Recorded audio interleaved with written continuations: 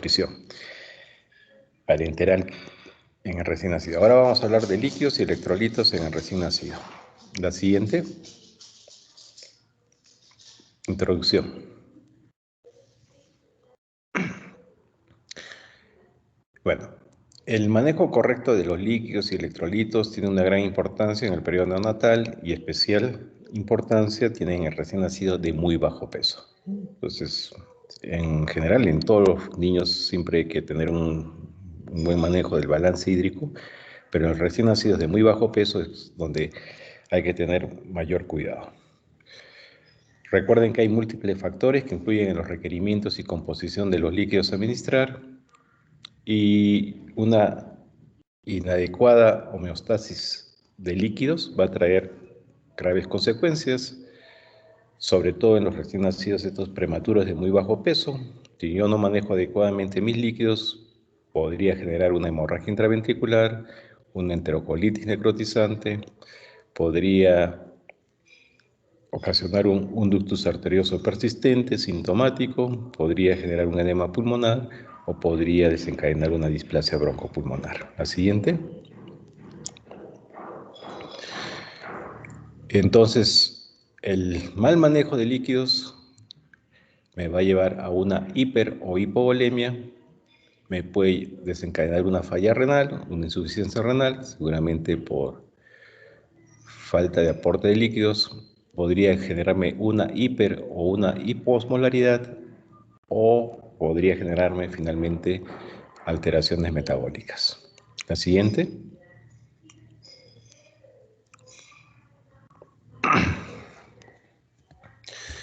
Recuerden que el equilibrio hidroelectrolítico depende de la distribución de agua en el cuerpo, del ingreso del agua y de los egresos, de su pérdida.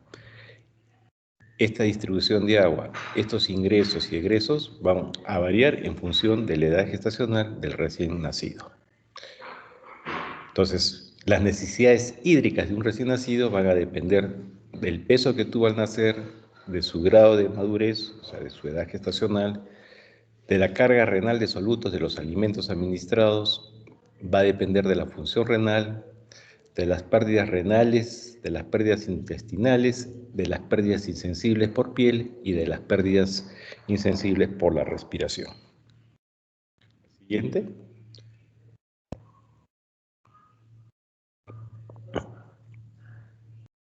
La siguiente. A ver, sigue la siguiente, esta no. Muy bien. Entonces vamos a revisar primero el agua corporal total. Y ahí vamos a revisar los ingresos y terminamos con los egresos. El agua corporal total. Recuerden que el 75% del peso corporal de un recién nacido a término y en un prematuro el 84% corresponde a agua. Entonces, en un recién nacido 75% y en los prematuros menores de 30 semanas de edad gestacional, el 84% de su peso es agua. Ahora, en nuestro organismo tenemos dos grandes compartimentos, el intracelular y el extracelular, y el extracelular está conformado por el intravascular y el compartimento intersticial. Al nacer el bebé, va a haber una disminución del agua corporal total a expensas fundamentalmente del agua extracelular. Y luego va a haber un traspaso de agua del intracelular hacia el extracelular. Y vamos a observar nosotros una diuresis compensadora en los primeros días. La siguiente. Entonces, durante los primeros días de vida se va a considerar fisiológico mantener un balance negativo de líquidos que va a permitir la contracción del agua extracelular. En los primeros 7 a 10 días de vida, un recién nacido debería perder de peso un 10%, si estamos hablando de un niño a término, y si es un prematuro, podría perder 15%, y si es un prematuro extremo, podría llegar a perder hasta un 20% de su peso. Todo esto es debido a una contracción del compartimento extracelular, ¿no? Hay una pérdida del agua corporal total, fundamentalmente del compartimento extracelular. Entonces, lo fisiológico es que un niño, cuando nace, en sus primeros días, debe perder de peso. La siguiente. Acá tenemos un diagrama de cómo está la composición del agua corporal total. Vean al nacimiento, mi agua corporal total era un porcentaje, bueno, dependiendo de la edad gestacional, pero alrededor del 75%. Y a los 12 meses, obviamente, esta agua corporal total baja un porcentaje mucho menor. El líquido intracelular al nacimiento es menor, luego va aumentando, luego se estabiliza después de los 12 meses. Y el líquido extracelular al nacer es bastante elevado y luego va disminuyendo hasta estabilizarse alrededor de los 12 meses. La siguiente. Acá los tienen los porcentajes. En el feto, el agua total, 95%, y de ese 95%, extracelular 65%, intracelular 30%. En un prematuro, miren, de 85 a 90, extracelular 45, intracelular de 45 a 50. En el término, alrededor del 75% de su peso es agua, 40% corresponde extracelular y 35% intracelular. Miren, a los 2 años, ya el agua total baja un 60%, que es lo que tenemos hasta la etapa de adulto, siendo mayor el agua intracelular que el agua extracelular. La siguiente. Bien, ahora vamos a hablar algo sobre la función renal. El recién nacido, recuerden, tiene menor capacidad de concentrar la orina porque sus índices de filtración glomerular son bajos, y un prematuro tiene un índice de filtración glomerular aún más bajo debido a que tiene un flujo sanguíneo renal menor que lo que tuviese un recién nacido a término. Este flujo sanguíneo renal habitualmente va a aumentar a partir de las 34 semanas de edad gestacional. O sea, un prematuro de 26, 27, 28 semanas, caray, yo tengo que hacer un buen manejo de líquidos porque ese riñón pues está inmaduro. La concentración urinaria en adultos va a ser de 1.300 a 1.400 milimoles por litro. Sin embargo, un recién nacido a término, que está sanito, sin ninguna patología, miren, la concentración que puede alcanzar van a ser alrededor de 900 milimoles por litro. Es bien difícil que pueda llegar a este valor. Y si se trata de un recién nacido pretérmino, esta concentración va a ser mucho menor. La siguiente.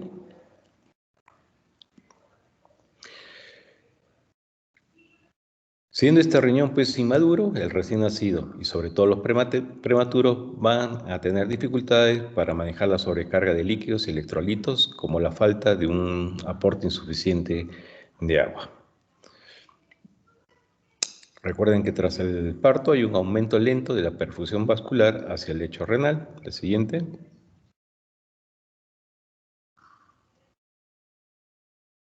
Esta perfusión renal va a mejorar hacia el segundo día de vida, lo que conlleva,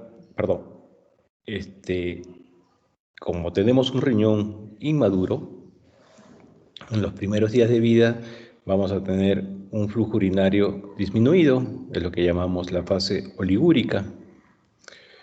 Esto ocurre generalmente en las primeras 24 horas de vida, y después de estas 24 horas de vida el niño mejora el flujo renal al riñón y por consiguiente se va a ver un incremento de la diuresis, en lo que en sus textos va a encontrar la fase poliúrica.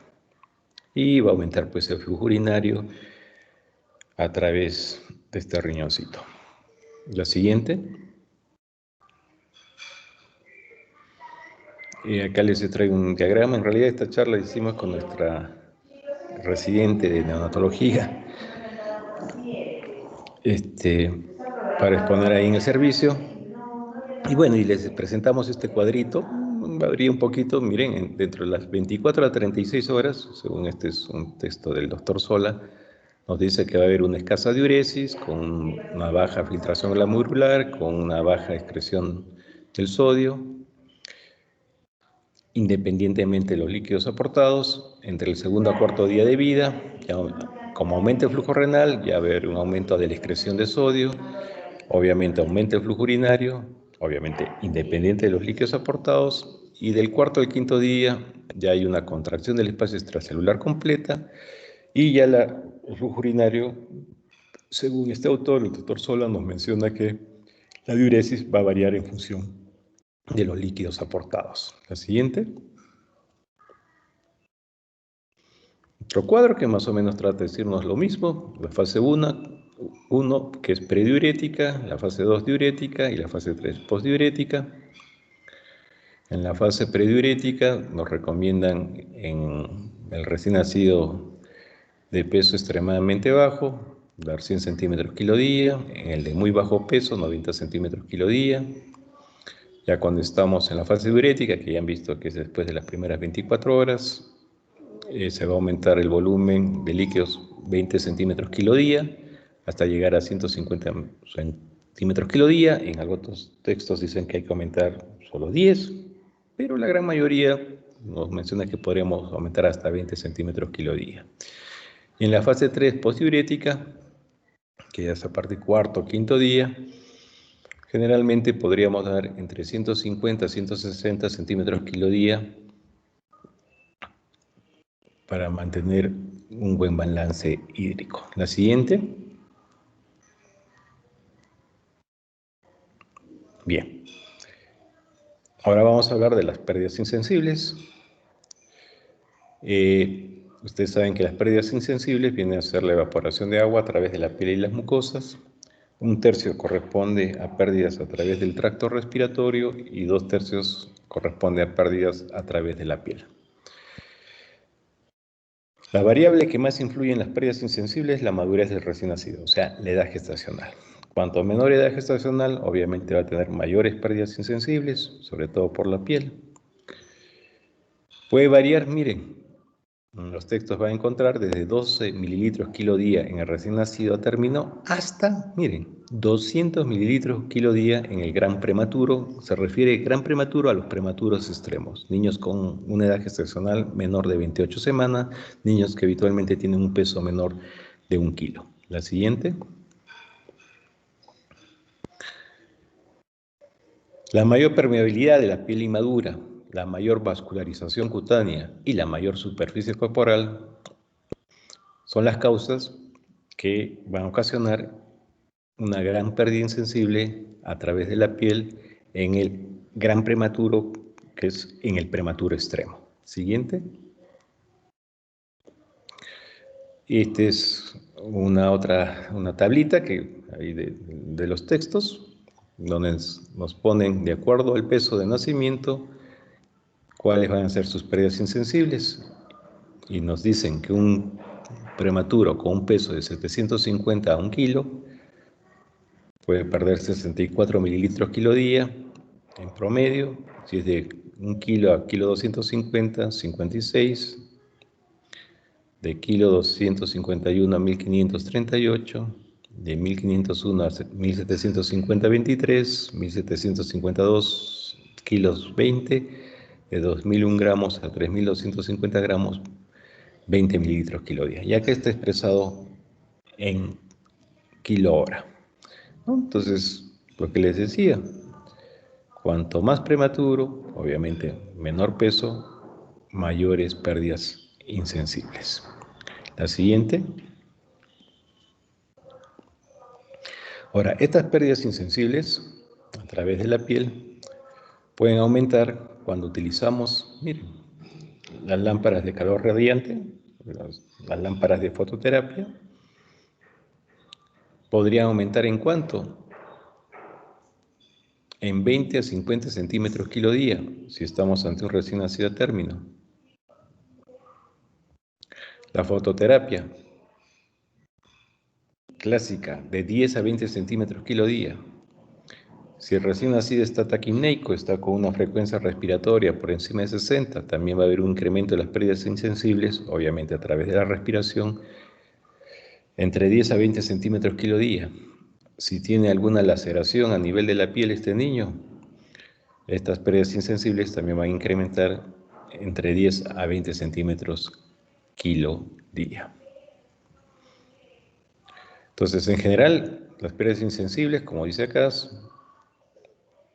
son aquellas que se van a generar por evaporación, por la piel y por la respiración. Por la piel, básicamente es el 70%, y por la respiración el 30%.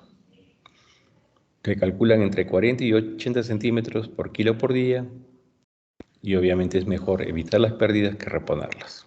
O sea, de lo que normalmente va a perder este niño a través de la piel y la respiración, si además estamos ante alguna de estas situaciones, obviamente esas pérdidas insensibles se van a incrementar.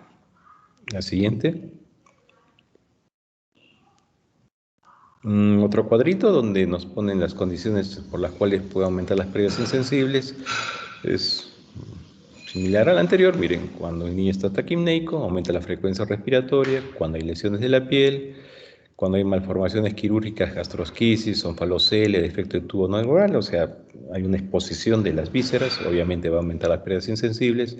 Cuando incrementa la temperatura corporal, y por cada grado de incremento de temperatura aumenta un 30% las pérdidas insensibles. Cuando hay un aumento de temperatura en el medio, por cada grado, miren, también va a haber un aumento del 30% de pérdidas insensibles. El uso de cunas de calor radiante y fototerapia con luz blanca aumenta un 50% las pérdidas insensibles, y si el niño está con una actividad motor incrementada, llanto por alguna causa, dolor, etc., también va a haber incremento de las pérdidas insensibles. La siguiente. Bueno, esas son las condiciones que me van a producir incremento de las pérdidas insensibles. ¿Y cuáles son las condiciones en las cuales va a haber una disminución de estas pérdidas insensibles? Un niño que esté intubado y conectado a un ventilador mecánico va a disminuir estas pérdidas insensibles en un 10 a 20 centímetros kilo día. Si estamos ante un recién nacido a término prematuro que está en una incubadora de doble pared, estas pérdidas van a disminuir en 20 a 40 centímetros kilo día. Si estoy usando, que generalmente lo usamos en todas las incubadoras, oxígeno húmedo, va a disminuir de 20 a 15 centímetros kilo día. Si estamos prematuro con un cobertor, además de la incubadora, con un cobertor plástico, que a veces lo usamos en niños muy pequeñitos, también va a disminuir estas pérdidas insensibles en 10 a 20 centímetros kilo día. Y si este incubador está con una humedad alrededor del 50%, también eso ocasiona una disminución de las pérdidas insensibles entre 20 a 40 centímetros kilo día. La siguiente.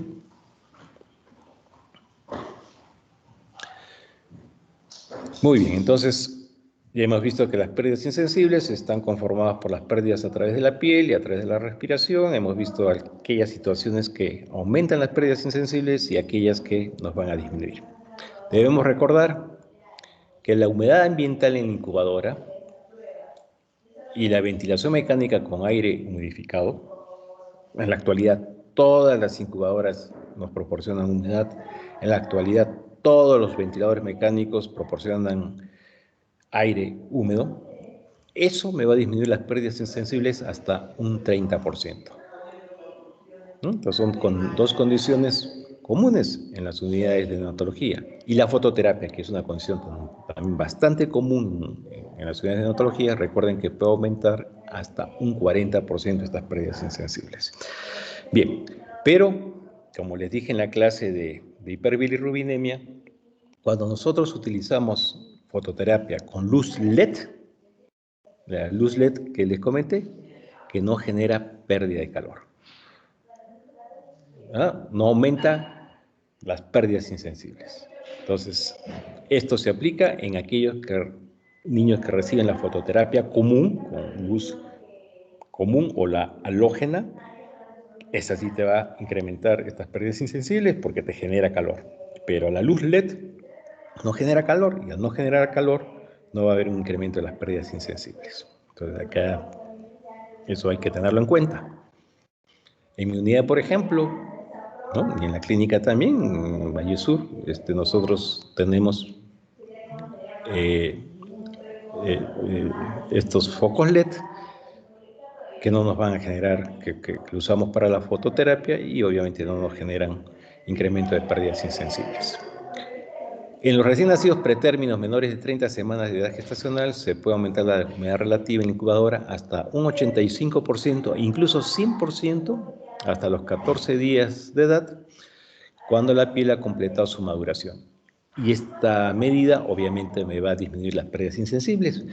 Siempre se tiene cuidado de no incrementar mucho la humedad, si bien nos genera una disminución de pérdidas insensibles, pero en la humedad prolifera un bicho que se llama pseudomonas y secundaria a esa humedad podríamos tener un incremento de infecciones intrahospitalarias. En la humedad crece fácilmente este bicho, ¿ya? Entonces,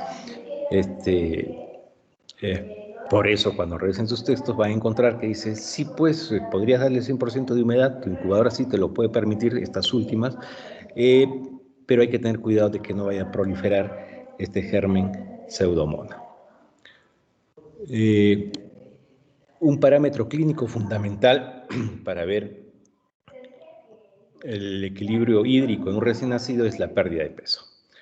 Recuerden que una pérdida diaria mayor a 5% o una pérdida global mayor del 15% nos va a obligar a aumentar la administración de líquidos. Si existe una pérdida diaria menor de 2% o una pérdida global menor del 10%, se debería restringir los líquidos. Obviamente esta pérdida diaria, pues 1 o 2%, y se debería realizar en los 5 primeros días de vida, 6, esta pérdida global del 10% en un niño prematuro, a término, y el prematuro sí podría llegar a perder hasta un 15% de su peso. O sea, su pérdida diaria en un prematuro podría ser de 2 a 3% diario durante los primeros 5 días. La siguiente. Ahora vamos a hablar de recomendaciones de aportes de sodio y potasio. En la fase prediurética, que es el primer y segundo día de vida, como ya se los he mencionado en alguna otra clase también, y en la práctica no se dará aportes de sodio ni potasio. Si es un niño que está con catéteres, y esos catéteres habitualmente para que no me generen trombos, le administramos infusión de cloruro de sodio. Habitualmente siempre hay que considerar esto, ese cloruro de sodio podría incrementarme el nivel de potasio, hay que tenerlo en cuenta. En la fase diurética, que bueno, varía entre después del primero, segundo, tercero, cuarto, quinto día de vida, ahí ya puedo añadir sodio. Acá, como dice, una vez que se inicie la fase diurética, y luego de que haya habido una pérdida ponderal de al menos 5 a 6% del peso del recién nacido, generalmente el sodio debe ser menos de 140 milimoles por litro antes de iniciar el aporte. El potasio se iniciará cuando el flujo urinario esté bien establecido, o sea, cuando haya un buen flujo urinario y los niveles de potasio sérico sean menores de 5 milimoles por litro. Cuando estoy en la fase postdiurética, que va a ser también es variable, podría empezar al segundo día, pero podría empezar al tercero, al cuarto o después del quinto día. Cada niño es diferente.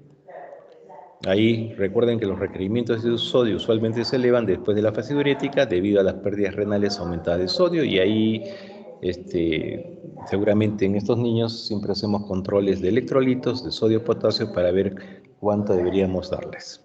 La siguiente. Bien. Entonces, ¿cómo vamos a valorar el estado hidroelectrolítico en un recién nacido?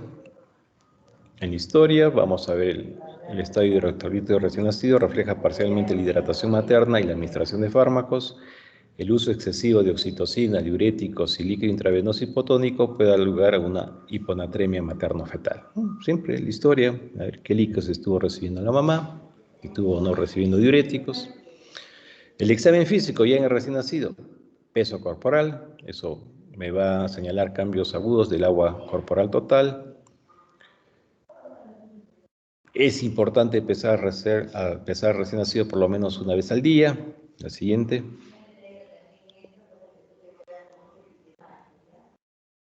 Voy a ver, además del peso, la piel. ¿no? La turgencia de la piel, la humedad de las mucosas, la tensión de la fontanela anterior, que son signos que me pueden orientar si estoy ante una sobrehidratación o me falta o estoy ante una deshidratación. La función cardiovascular, ¿no? Si el niño está taquicárdico, con hepatomegalia, eso puede orientar a que de repente estoy corto de líquidos. O podría también orientarme de repente que estoy sobrehidratándolo, estoy generando una insuficiencia cardíaca, va a depender del contexto en que se encuentre recién nacido. Puede haber un retraso en el tiempo de llenado capilar, pues eso puede orientarme a que estoy corto de líquidos, edemas, de repente exageré en los líquidos. Los cambios de la tensión arterial, de la presión arterial, lo clásico que aprendimos, ¿no? Si hay hipotensión, probablemente falte líquidos. Si está hipertenso, podría ser también una sobrehidratación. Pero recuerden, estos cambios en el recién nacidos, en la tensión arterial, van a ocurrir de forma tardía. Ya cuando tienes un niño hipotenso, seguramente ya va a ser una manifestación tardía. Puede estar ligeramente deshidratado o medianamente deshidratado y sin embargo su tensión arterial, su presión arterial va a estar adecuada. Entonces cuando ya le encuentren baja, seguramente ya es un signo más tardío. Ya ese niño debe estar bien deshidratado. Además de la historia de lo que estuvo recibiendo la madre y estos signos que buscamos en piel, en el sistema cardiovascular, en el peso, podemos hacer unas pruebas de laboratorio. ¿Y qué pruebas deberíamos hacer? Las básicas son electrolitos séricos y osmolaridad plasmática, ¿no? Si tengo un sodio incrementado, podría ser que estoy quedándome corto de líquidos. Si tengo un sodio bajo, un hiponatremia dilucional, seguramente le he dado mucho líquido. Si tengo una osmolaridad incrementada, seguramente me faltan líquidos. Si tengo una osmolaridad baja, seguramente le da mucho líquido a este bebé, ¿no? Entonces, ¿qué pruebas laboratoriales usamos para ver el estado de hidratación de un niño, para ver el balance hídrico de un niño, el balance hidroelectrolítico? Dosaje de sodio, potasio y osmolaridad. La siguiente. Eh, Además, en sangre podemos también en la orina dosar electrolitos y ver la densidad urinaria.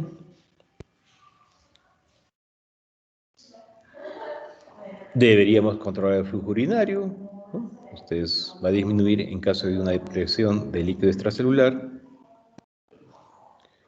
Y podríamos aplicar a través de esta formulita determinar la excreción fraccional de sodio, que eso también me va a reflejar el equilibrio entre la filtración glomerular y la reabsorción tubular de sodio.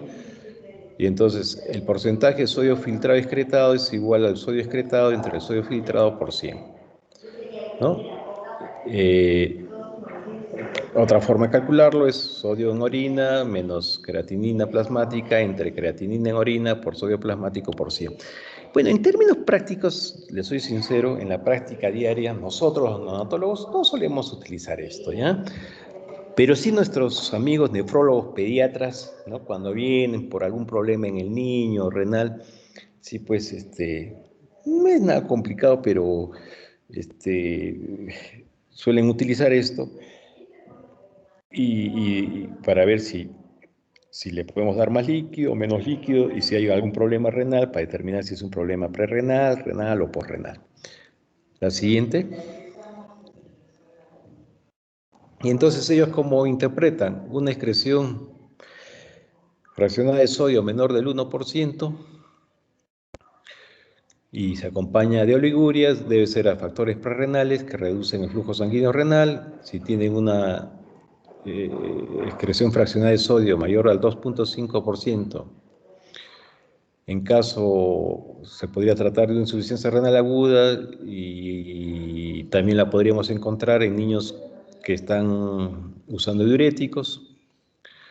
Recuerden que un recién nacido menor de 32 semanas de edad gestacional, la excreción fraccionada de sodio suele ser mayor de 2.5%, independientemente del estado hidroelectrolítico, por lo que esta excreción fraccionada de sodio es menos útil para valorar la uriguria en el recién nacido pretérmino. Por eso nosotros generalmente no lo utilizamos, ¿no? Nos puede ayudar en algo, pero recuerden esto, ¿no? Por ejemplo, en el menor de 32 semanas no usamos esta excreción fraccionada de sodio porque no va a tener mayor importancia. Si es un recién nacido que está usando diuréticos por diversas causas, los resultados de la excreción fraccionada de sodio ya no tienen mayor importancia, no se pueden interpretar adecuadamente. La siguiente.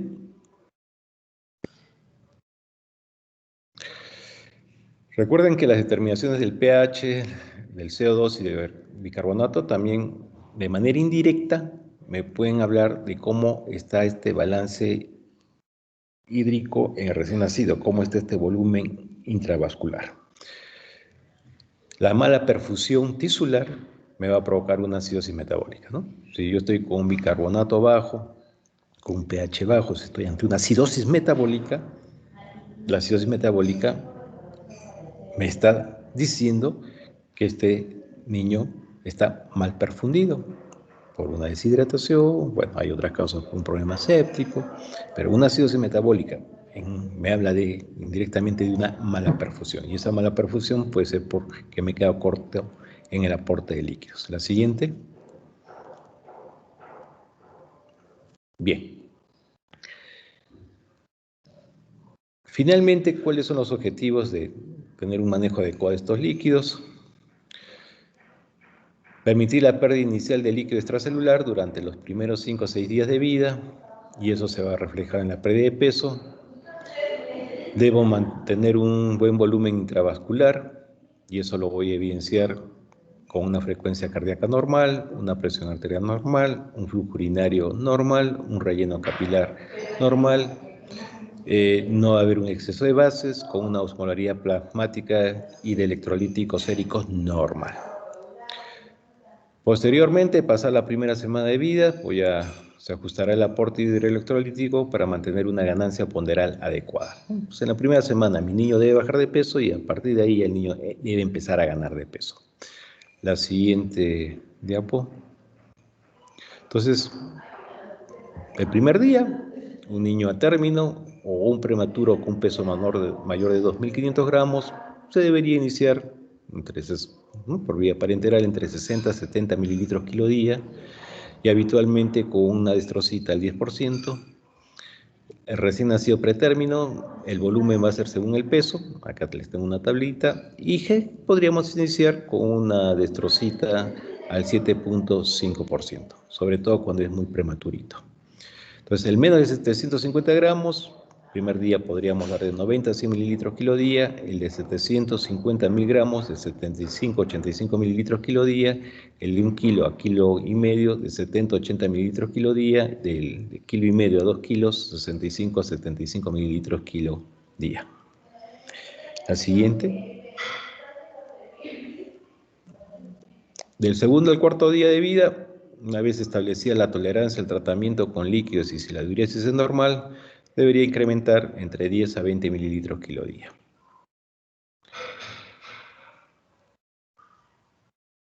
Acá tienen otra tablita del segundo al cuarto día. ¿Cuánto se podría dar? Miren, en mayor de 2 kilos de 100 a 120, de 1 kilo a 2 kilos y medio, de 120 a 140 y menos de 1 kilo de 140 hasta 100 mililitros kilo día. Algunas veces es necesario dar en estos niños prematuritos extremos porque tienen muchas pérdidas insensibles a través de la piel. La siguiente.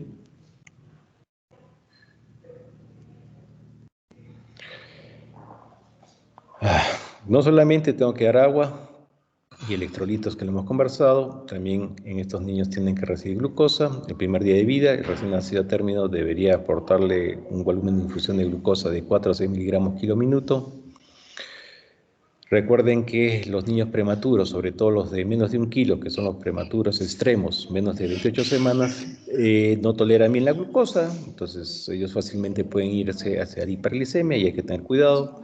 A partir del segundo día de vida, ya puedo incrementar el BIG hasta llegar a máximo a 8 miligramos kilo minuto, siempre controlando la glucosa. La siguiente.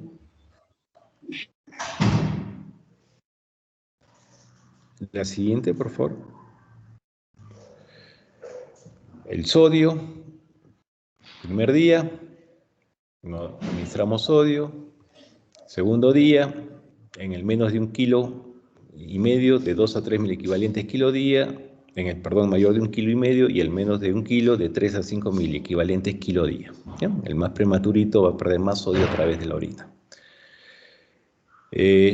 Finalmente va a dar la cantidad suficiente para mantener concentraciones séricas normales entre 135 a 145 miliequivalentes kilo día.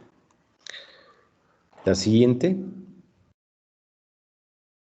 El potasio, primer día no se va a administrar, se inicia habitualmente el tercer día de vida y la cantidad de 1 a 2 miliequivalentes kilo día. Algún texto dice 3, podría ser también.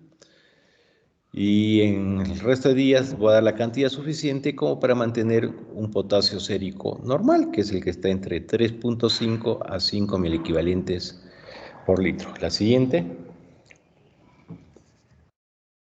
No solamente voy a dar agua, no solamente voy a dar glucosa, no solamente voy a dar sodio, no solamente voy a dar potasio, sino también es importante, sobre todo en el prematuro, administrar calcio. La concentración plasmática de calcio aumenta durante las últimas semanas de gestación. Si el niño nace antes de tiempo, obviamente no va a haber este depósito de calcio. Y entonces, en los prematuros, sobre todo, el primer día debería administrarle de 1 a 2 miliequivalentes kilo día, del segundo a cuarto día la misma cantidad, y del quinto al séptimo día mantener aportes de acuerdo al valor de calcio que tenga en plasma. La siguiente. Esto es un resumen de lo mismo. Yo creo que la siguiente, por favor. Ok. Muy bien. Entonces, les he dado los conceptos teóricos. Parece algo complicado, ¿no?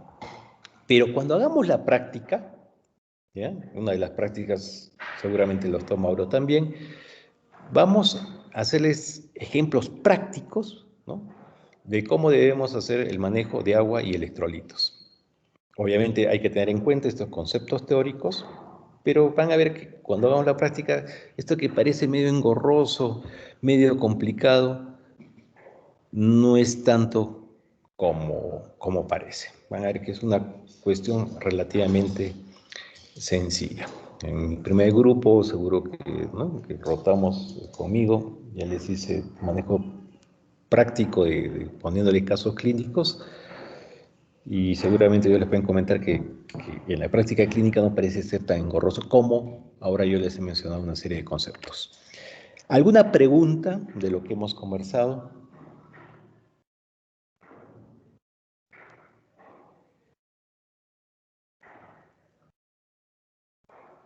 ¿Ninguna?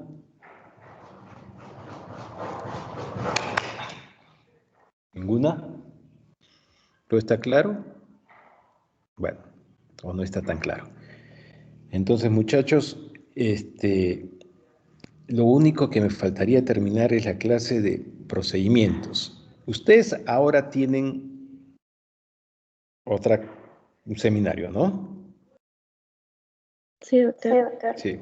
Entonces yo ya me pongo de acuerdo con la delegada para ver en qué momento recuperamos. De repente mañana me tomo un poquito de tiempo en el seminario que me toca con ustedes para terminar esta clase de procedimientos, ¿ya? Entonces ya nos vemos. Chao. Gracias, doctor. Hasta luego. Gracias, doctor. Chao. Hasta Hasta luego, luego. doctor.